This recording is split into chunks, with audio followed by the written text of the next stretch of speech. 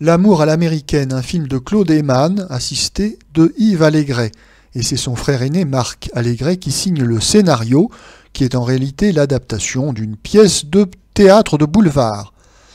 Avec dans les rôles principaux Spinelli, Suzette Maïs, Pauline Carton, André Luguet et Julien Carrette. Le sujet, Spinelli, une américaine remplie de préjugés à l'égard des Français, vient en France pour y trouver un amant. Elle ne le trouve pas et apporte le trouble dans le ménage composé par André Luguet et Suzette Maïs. Oui, malgré tous ses efforts, elle n'arrivera pas à détourner André Luguet du droit chemin. Notre avis.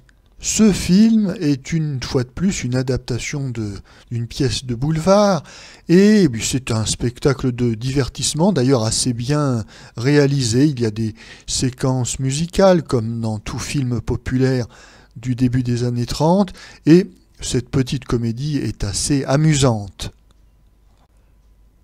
Elle reprend un thème bien connu en ce début des années 30, celui de la visite en France d'un Américain ou d'une Américaine.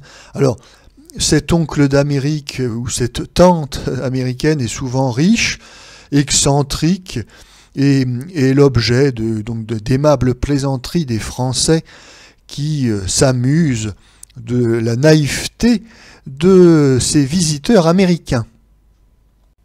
Il faut dire aussi que depuis la fin de la Première Guerre mondiale, Paris est devenu la destination touristique numéro 1 des Américains et des Américaines, enfin surtout dans les années 20, car à partir de la crise de 1929, la présence massive des Américains et des Américaines va ralentir un petit peu, mais enfin en tout cas, dans l'esprit populaire, le touriste américain, en général fortuné et naïf, comme je le disais, devient un personnage de comédie. Certes, cet Américain de théâtre ou de cinéma est assez caricatural, mais ça n'est pas bien méchant. Et ici, c'est André Spinelli qui interprète l'Américaine excentrique.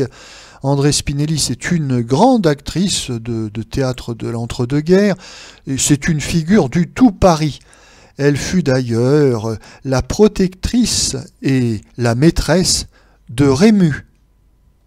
Ce film est bien sûr avant tout un spectacle de divertissement avec une visite du Paris by Night qui est quasi obligatoire. On va dans les boîtes de nuit, on s'amuse.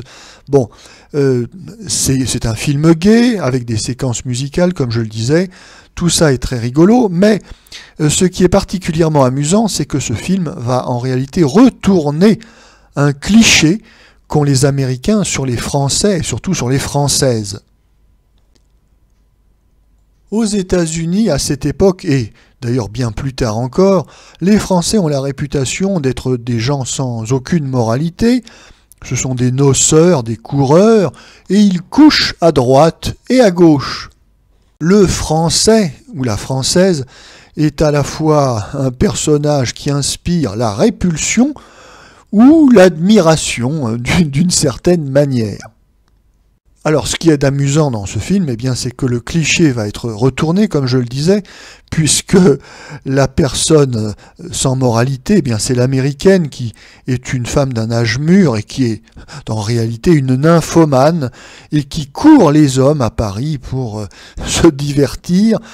Donc là, c'est un cliché qui est un retour à l'envoyeur, car c'est André Luguet, le Français, et son épouse, qui sont en réalité très stricts, très pudibond et très fidèle. Mais le mari modèle, interprété par André Luguet, est également un sujet de dérision et de plaisanterie. Cette petite comédie est réussie car elle est bien équilibrée. Nous avons tout à la fois des scènes de comédie assez rigolotes et des séquences musicales, comme je le disais, où on fait un peu de tourisme dans le Paris by Night. Alors, c'est une recette, certes, assez fréquente dans les films du début des années 30, mais la recette marche pratiquement à tous les coups, car elle permet de contenter un large public.